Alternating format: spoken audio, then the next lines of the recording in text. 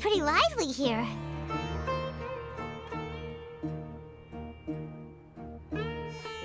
So, just past this wall is the desert, huh?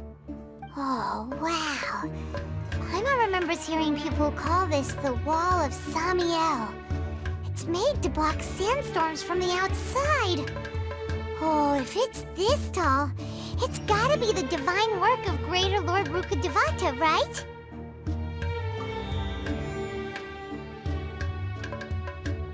Enough gawking. Come on, follow me. Huh? Over here. Oh, hey, that went that way! Let's hurry up and follow him. Wonder what he's up to.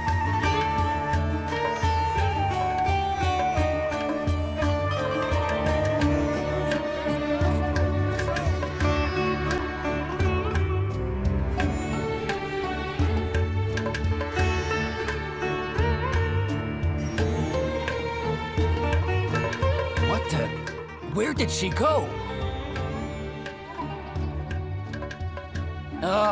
How did we lose them? They were just here a second ago. More Eremite mercenaries? Who are they working for this time?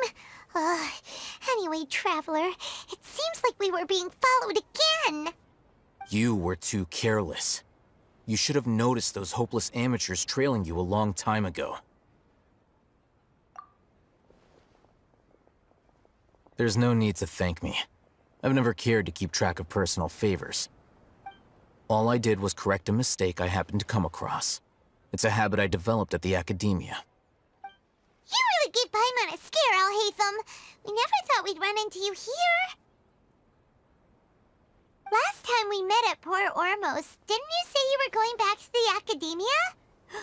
Wait, don't tell Paimon that you're here to take us back on their orders! Oh, so you've already landed yourselves on the academia's hit list.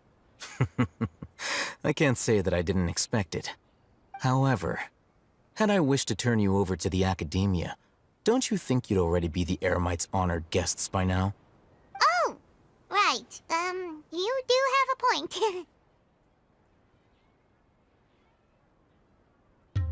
I have no interest in running errands for that project. As a scholar, I've always belonged to the camp that promotes researcher autonomy. And these days, you're more fascinating than anything the sages can offer. Not quite. To tell you the truth, I'm still investigating the Divine Knowledge Capsule. Unfortunately, I've run into some difficulties. Everyone says the capsule originated in the desert and was eventually moved to Port Ormos. If I am to get to the bottom of this, I must understand how the capsule first came to be. Which brings me back to you, and why you're so interesting. The leader of Ain al-Ahmar used the Divine Knowledge Capsule right in front of you, and upon seeing him, your expression became perplexed, and you were lost in thought for quite some time. To have that kind of reaction, I think you must have realized something. Are you interested at all in sharing what you've been hiding from me?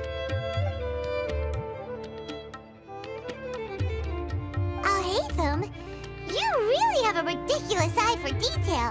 What kind of person even notices or remembers stuff like that? So that's your answer.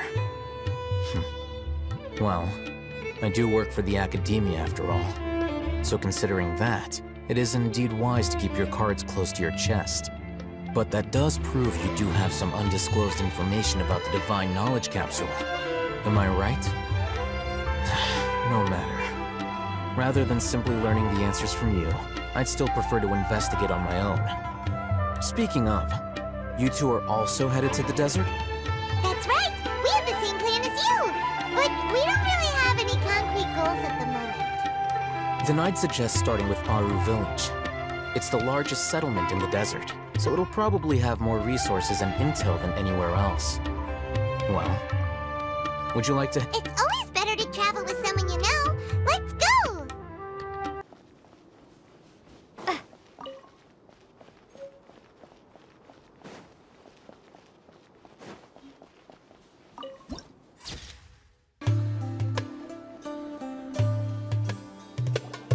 Before us lies Aru Village, the safe haven of the desert folk. Whoa, this landscape is really something else. What a cool place! Let's go check it out!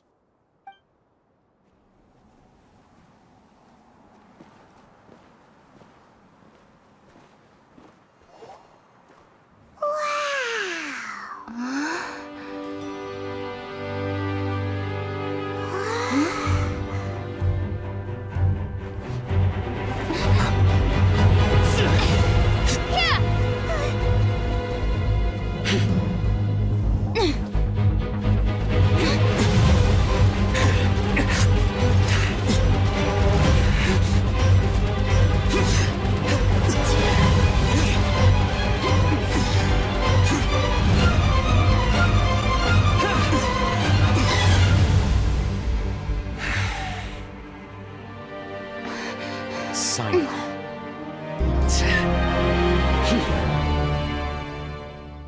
Unless my memory fails me, we have barely spoken 2 words to each other before now at the Academia.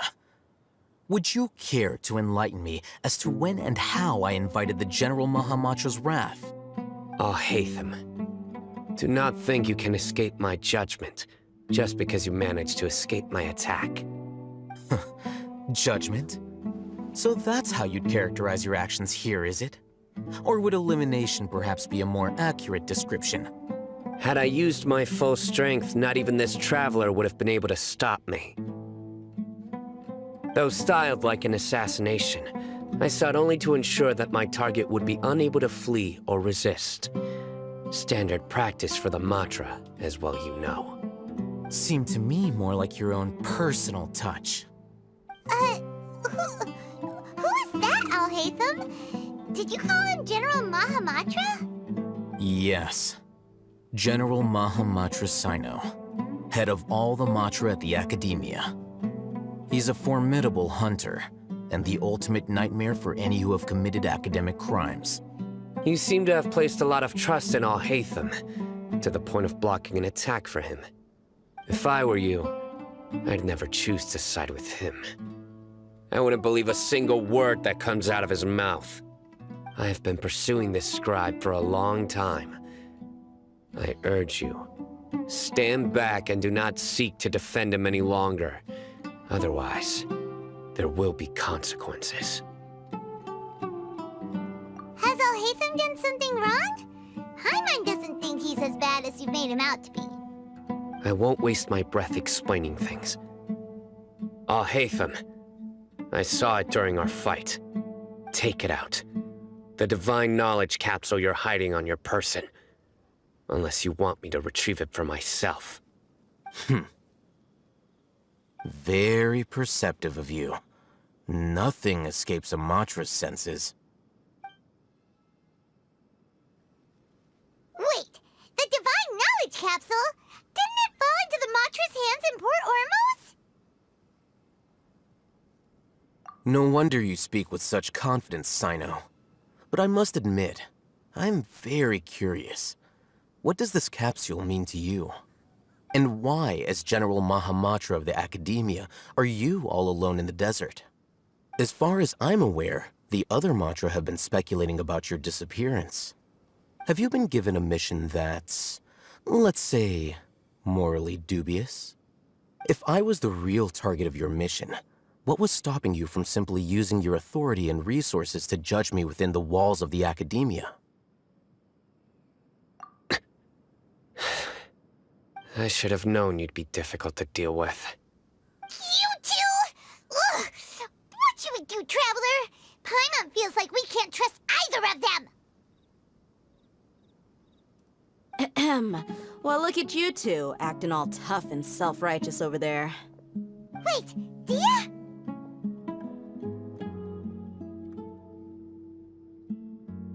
Great! Finally, someone that we can trust!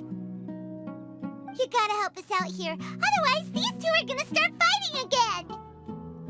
Yeah, sure looks that way. 2 giants from the Academia duking it out once and for all. Not something you get to see every day, that's for sure.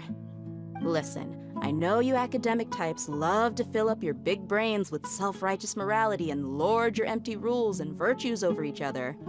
But how dare you bring your petty disputes into the safe haven of Aru Village? It seems like someone's gonna have to beat some sense into your thick skulls until you finally learn to respect these grounds.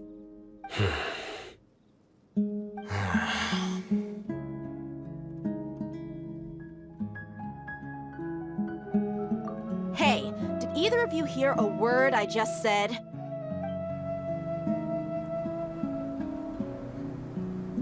Whoa, what's going on? The wind's so strong. Is this a sandstorm? Paimon's gonna get blown away. Another sandstorm? What's up with these recently? Hey! All of you, over here, quickly! We have to take cover! Someone's calling for us. Oh, this wind is too strong. Let's get over there. That sounded like Candace. Come on, you two. Jeez, are all of you academia folks such hard work? Move it! All right, stop yelling.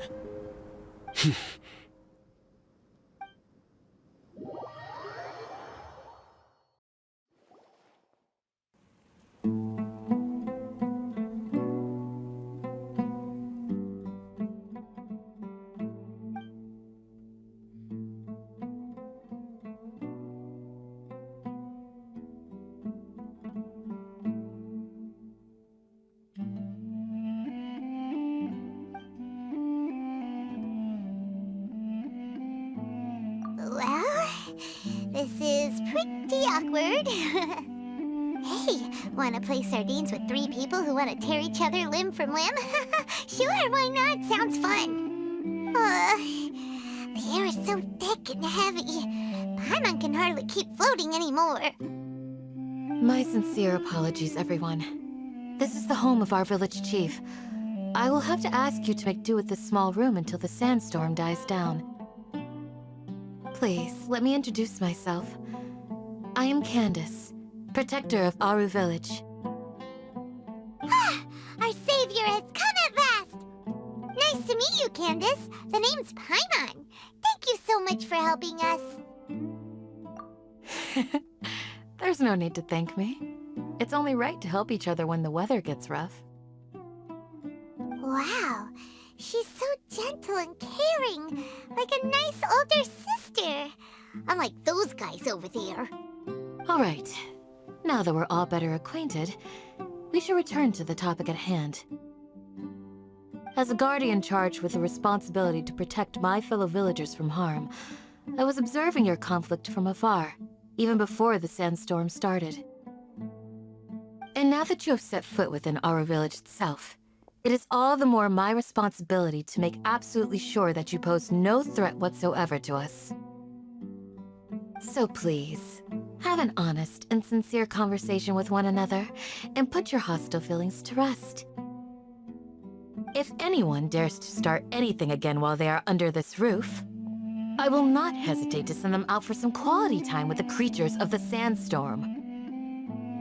Oh, on second thought, Paimon may have misjudged Candace's character. And that goes for you too, Miss Dia. Do I make myself clear? All right, we got it, Candace. That's what I like to hear. So, which of you will begin? I was supposed to be a mediator, but I might have gotten a little too involved just now. Anyway, one of those two should probably start talking. Wait, that was you trying to be a mediator? I have nothing to hide, so there's no shame in explaining myself. While All Hatham wasn't wrong about the other Matra not knowing my whereabouts, it's not because I've been assigned a morally dubious mission. Rather, I've chosen to exile myself. Huh? Exile yourself? A little while ago, I discovered that there was data missing in the Academia's project planning and development files. What little they did report clearly did not match the project's actual progress. As General Mahamatra, I had the responsibility and authority to request an audit. However, to my surprise, the person responsible for the erroneous data was none other than Grand Sage Azar himself. I tried to investigate the issue myself before submitting a formal audit request, but I soon found that all leads and potential pieces of incriminating evidence were carefully concealed from me. I began to realize that they were cautious of me from the very beginning. Unsurprisingly, the Grand Sage rejected my audit request as soon as the submission reached his desk. He even said to me, "The power of the General Mahamatra is granted by the sages. You have no right to judge us." So they really are up to no good. I realized then that to the Grand Sage, the Matra are nothing more than tools for the sages to assert and maintain their control over knowledge. The vows that we took, the principles that we strive to uphold, they are meaningless to the academia of today. I believed it would be wise to flee the academia before the sages had a chance to take action against me. This way, they can no longer see nor predict my actions. I will never give up on this investigation. There's no need for someone else to give me power or authority. Once I find the truth, I will administer judgment by my own name. Sino seems to have the same goal as us. We're all investigating the sages. Plus, now that he's no longer the General Mahamatra, he somehow feels a lot less scary. Well, Sino, if that's your story, then why did you see Alhaitham as a target? When I was investigating the matter in the academia, I overheard a conversation between Alhaitham and a sage. The sages asked you to investigate a blonde-haired traveler. Do you dispute this, Alhaitham? What?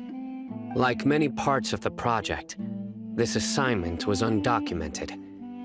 Now throw in your suspicious behavior with the Divine Knowledge Capsule, and I think we deserve an explanation. Yes. I was indeed tasked with investigating the Traveler. Alhaitham! After all, the promised reward was so great that hardly any scholar could have refused. The sage told me, once you've completed this assignment, I can give you a glimpse of divine knowledge. A most enticing offer. Unfortunately, those academics don't know me at all. Their words contained one key piece of information, namely that divine knowledge indeed exists. That gave me all I needed to know. From my perspective, the sages are far from trustworthy. Think about it. Isn't it a little strange they're so willing to share divine knowledge with anyone, even as a reward?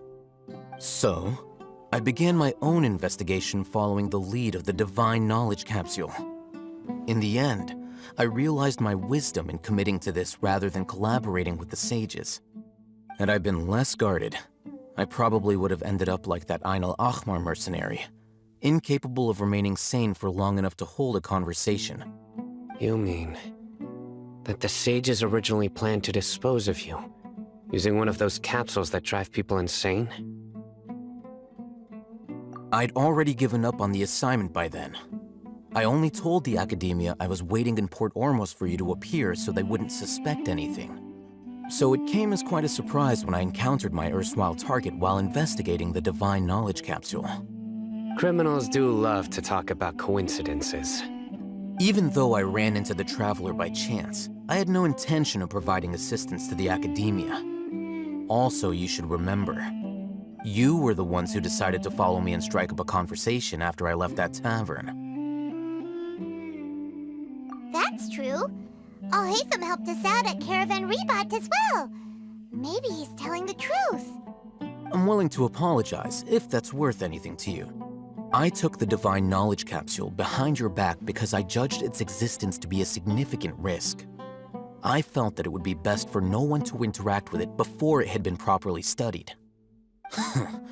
After all, Curiosity often proves to be the most dangerous thing in this land.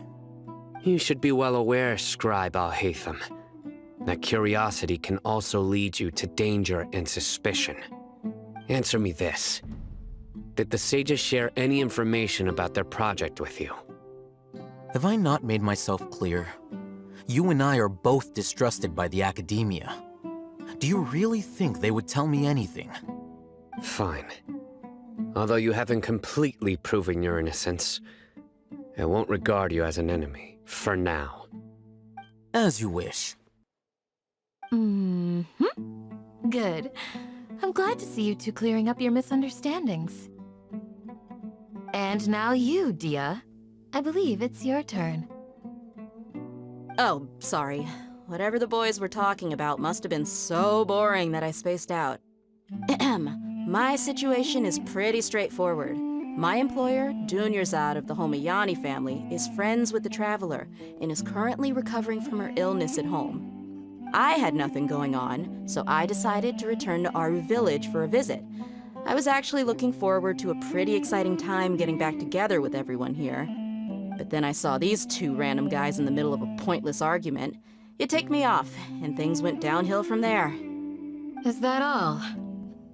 Well, I will admit that definitely sounds like your style.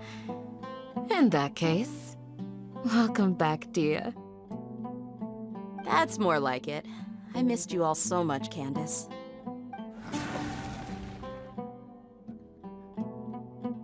Whoa! What was that sound? No need to worry. Now that you're no longer at each other's throats, please make yourselves at home. I'll take a quick trip outside to clear out some of those creatures in the sandstorm. Creatures? In the sandstorm? Are you sure you don't want some backup? Fighting in a sandstorm is not for the faint-hearted. Anyone without extensive training in these conditions is at a disadvantage. You needn't worry. Yeah, just leave them to Candace. Don't worry, she's as tough as they come.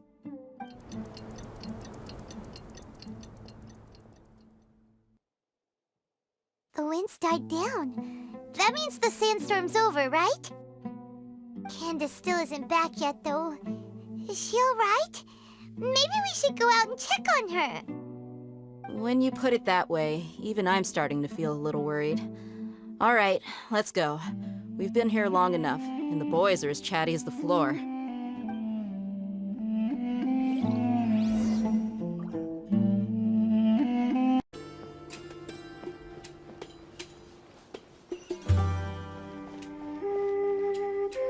Whoa! Candace, you're still fighting? You've been out here dealing with these creatures the entire time? Yes. They just keep coming in waves. I've lost count of how many I've defeated. Ah! Here comes another wave! Leave this round to us. I got interrupted earlier, but now I have something to take my anger out on. It's been quite a while since I've seen the Flame Mane in action. I'll leave these to you then. I'll be sure to put on a good show. Let's go!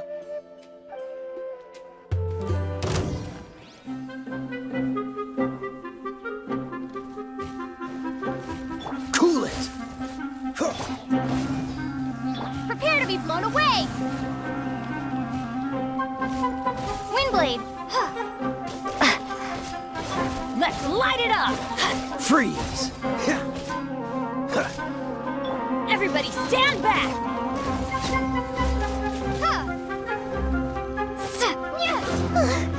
Here comes another wave! When are they ever gonna let up?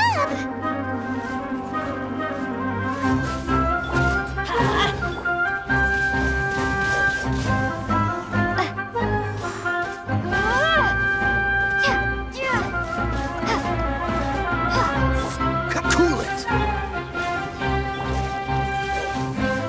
Windblade! Dodge this! Let's light it up!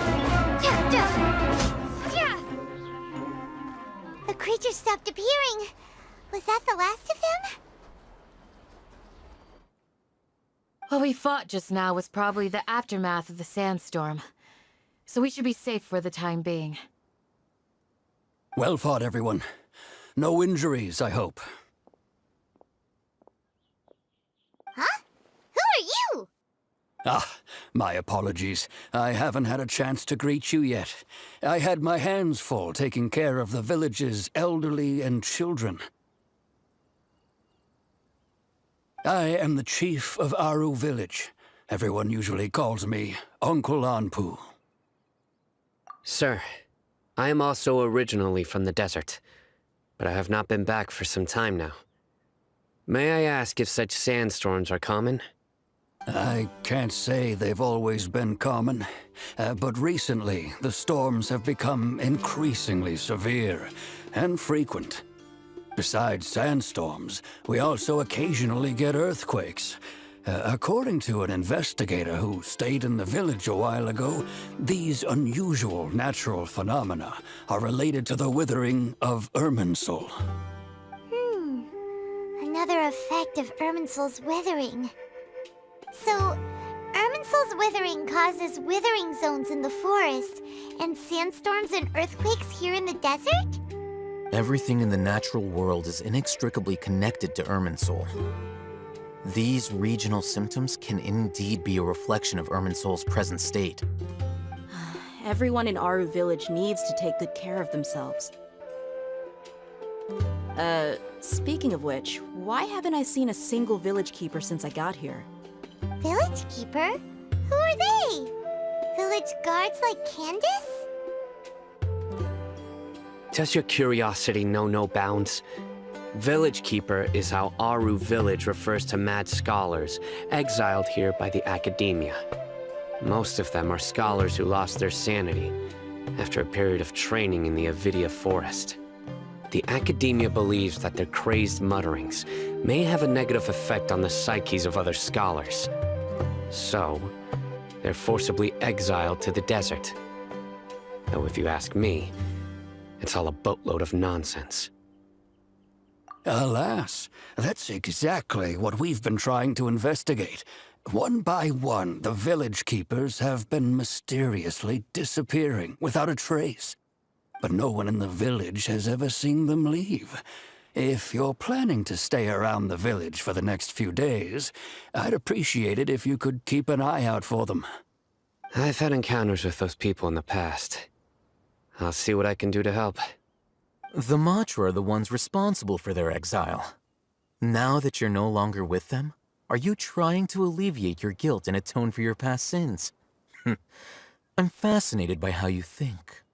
Mock me if you will, but if you are guilty, I will eliminate you, regardless of my position or identity. Oh, you're the former General Mahamatra. You must be an expert in these kinds of investigations. Thank you for your help. Is it because you're reminded of Hypatia? Oh, these poor scholars. First they lose their sanity, now this! We need to help get them back home, safe and sound.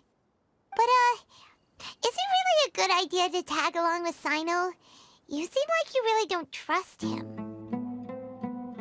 I'll be grateful for the assistance. No doubt you will do a better job than some of my former subordinates. Let's start by finding a spot to share what we know so far.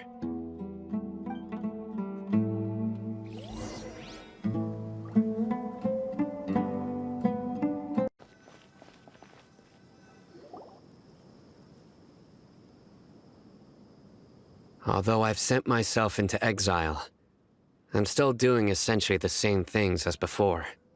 Do you still have any questions for me before we start our investigation? One of my former subordinates told me that this title has its origins in a strange incident. The academia has long exiled mad scholars to Aru village. A mysterious phenomenon exists here. When mad scholars first arrive, they are as incoherent and deranged as before. But after spending some time here, they invariably begin to calm down. Initially, the people of Aru village greatly resented having to take in the mad scholars. But a strange incident one night changed that. Aru village was struck by the strongest earthquake in living memory. Seeing buildings on the verge of collapse all around him, the then chief of the village was preparing to take everyone to safety. Suddenly, he noticed a mad scholar crouching in a corner, caressing the ground with his hands. A soft, green light radiated from him, like a divine glow against the backdrop of night. Despite the powerful tremors that ripped through the ground that night, all the houses remained upright, almost as if they had grown roots reaching deep into the ground. In the end, not a single building collapsed, and no one was hurt. After that, the people of Aru village treated the mad scholars with greater kindness, and began to refer to them as the village keepers. A soft green light? A mad scholar protecting Aru village? What do you... Paimon thinks so too. Actually, Sino, do you know if any of the mad scholars continued to wear their Akasha terminals at Aru village? In theory, they would continue wearing them so the academia could still monitor their activities. With that said, the main Akasha system would no longer have any interaction with them. Oh, no wonder! Everything makes sense then! Add in the fact that they calmed down, it was probably Nahida who calmed them. If you are able to draw a conclusion from this one story alone, then it appears you possess much more information than I do. So, what do you make of the story? Really? Lesser Lord Kusanali. What? You don't believe us? Lesser Lord Kusanali was definitely using the Akasha to give her power to the mad scholars! No, it's not so much that I don't believe you. I'm just struck by your reasoning. Lesser Lord Kusanali, the current Dendro Archon. Is she really active in Sumeru? The Academia has always placed far greater importance on the late Greater Lord Rukkhadevata. They've more or less ignored Lesser Lord Kusanali, and I've never had any reason to doubt their views. In addition, I've never heard any stories about Lesser Lord Kusanali and her deeds. To me, she might as well have been a god that never existed.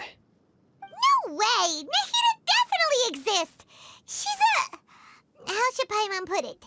She's a good Archon who's kind and wise, even if she says weird stuff sometimes. I've spent many years interrogating criminals, so I can easily tell when someone is lying. Good! Then you should know that we're telling the truth. That look in your eyes. I've never seen that from a liar. You two really must have met Lesser Lord Kusanali. How can this be? To think, our Archon has been amongst us this entire time. All right, now it's our turn to put our skills to good use for this investigation. But easier said than done, especially since we don't have any leads. Maybe we can start by knocking on some doors. Excuse me, are you here to help me find my grandpa? Huh? Who are you? By the sounds of it, a resident of this village. My name is Isak. You'll help me find my grandpa, right? Is your grandpa a mad scholar? Hey, don't say that. Grandpa is just Grandpa. Why do you have to call him that? It's not like he's a bad person or anything.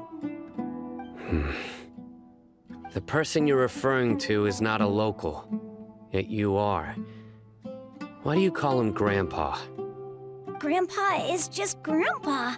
He's my family. I heard everything you said to the village chief. Please, you gotta take me with you. I want to find my grandpa. I swear I'll help. I won't be a nuisance. Ah, so you're the one who was eavesdropping on us around the village chief's house. I was planning to go out and take care of whoever it was. but I had a vague feeling that they didn't harbor any ill intent. Whoa. Hatham wasn't kidding about Matra having sharp senses. Sino, he's just a kid. All he wants is to find his grandpa. Let's find a way to help him.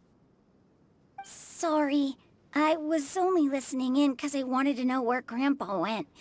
Honest. If you don't believe me, you can ask Miss Candace. All right. But first, let's confirm the facts with Candace. Sino is super vigilant. Is this what all the Matra are like? Ah, you're back already. We just wanted to confirm something with you. Do you know a boy by the name of Isak? I had a feeling he'd go looking for you. Huh? You knew this would happen? Yes.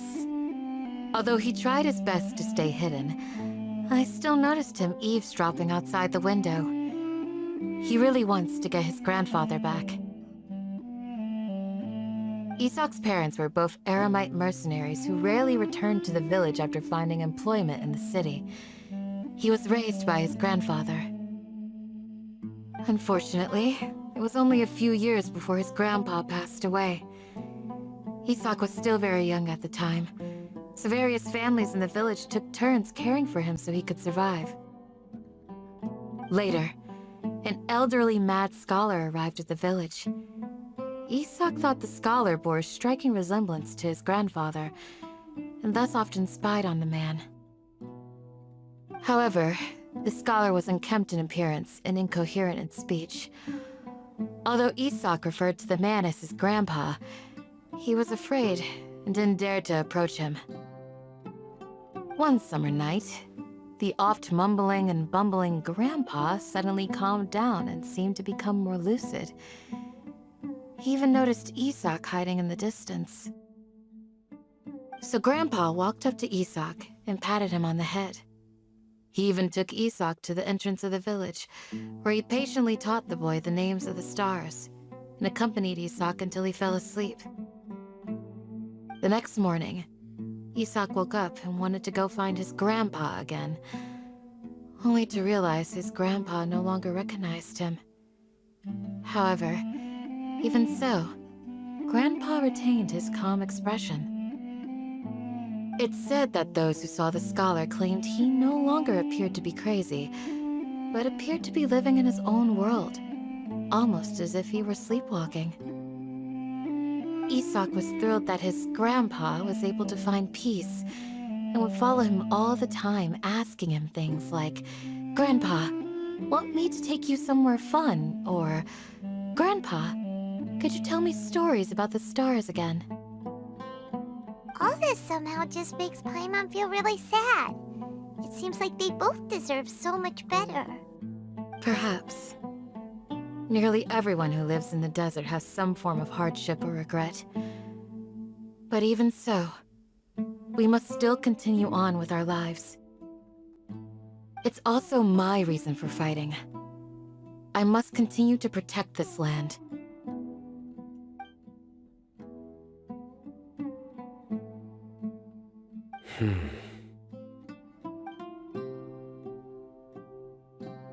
Maybe the people have always had a considerate god watching over them. Huh? What did you say, Sino? No, nothing. As long as Isak keeps his word and doesn't get in our way, we can take him along. Perhaps you are more compassionate than I gave you credit for. Please accept my thanks on Isak's behalf, Sino. Oh, it's you guys! We've cleared everything up. Let's go find your grandpa. Really? Wow! Thank you so much! Yeah! All right. Let's ask the local residents some questions first.